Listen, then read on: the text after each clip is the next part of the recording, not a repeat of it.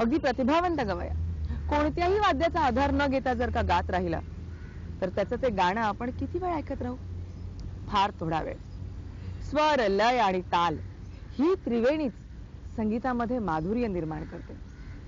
आता पेटी म्हणजे संवादिका ज्याला आपण म्हणतो, हे वाद्य तर अगदी या संगीताच्या बाबतीमध्ये किंवा संगीताच्या क्षेत्रामध्ये म्हणा अगदी महत्वाचं वाद्य आहे. हे वाद्य स्वरांशी संवाद साधून त्यावर एक वेगळाच साज चढवतं.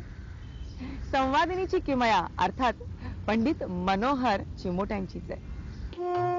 पंडित मनोहर चिमोट्यांची 75वी स्वरश्री आर्ट्स या संस्थेनं मोठ्या थाटात साजरी केली. संवादिनीच्या या मधुर स्वरधारांनी मुंबईकरांना नखशिखांत भिजवून टाकलं.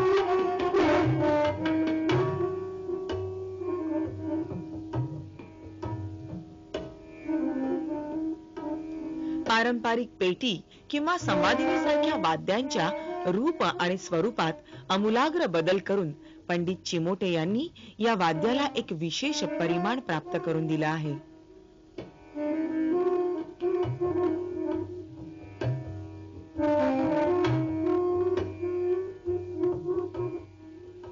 प्रत्येक वाद्य हातात घेताना प्रत्येक वादकाने, मग तो सतार वादक असो, सरोद वादक असो, कोणतेही वाद्य असो, त्या वाद्याचे पोटेन्शियल्स लक्षात घेतले पाहिजे. याची उपलब्धी काय काय होऊ शकते, याच्यातनं काय काय उपलब्ध होऊ शकते, अवेलेबल होऊ शकतं, आणि ती उपलब्धी आपल्याला कशातही त्या वाद्यामधून काढता येईल आणि ते आणखी डेव्हलप करता येईल ह्याचा विचार होणं आवश्यक होतं. तो झाला नाही आणि योगायोगाने आता तो होत चाललाय छानपणे आणि त्याची अत्यंत सुंदर पोझिशन. आणि ह्याला अत्यंत आवश्यक जर गोष्ट असेल कोणतेही वाद्य वाजवण्याकरता, सतार असो, सरोद असो, संवादिनी असो, की अत्यंत तरल आणखी एस्थेटिक भरलेली संपूर्ण अशी गायकी उत्तम तऱ्हेत तुम्हाला माहिती असली पाहिजे. हे त्यातलं महत्वाचं सूत्र आहे.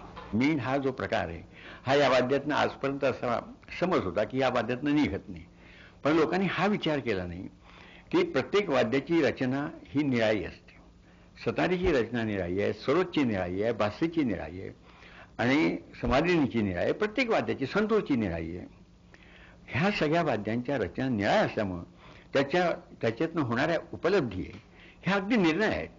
आता उद्या जर तुम्ही म्हणाल की आपल्या सारंगीमधनं जी मींड संपूर्ण सर्क्युलर मींड दिसू शकते, 6 पासून वर 6 पण जाऊन मागे येऊ शकते, तशीच मींड जर तुम्ही म्हणाल सतारपासनं अपेक्षा कराल तर ती सतारीतनं येऊ शकत नाही. सतारीला शेवटी आम्हाला शरीरावरून स्ट्राईक देऊन वरच्या धैवतवर किंवा पंचमवरती हात फेकून थ्रो करून तिथून आम्हाला खेचावं लागतं. आता तो मींडचा आम्ही आभास निर्माण करतो तिथं खेचणे, म्हणून काही सतार कमी नाही आहे. तसंच माझंही मत संवादींच्या बाबतीत का असं म्हणतं, माझी उपलब्धी 3 स्वरापर्यंत मींडची आहे. ही माझ्या वाद्याची उपलब्धी अशी आहे, मी ती मॅक्सिमम देऊ शकतो.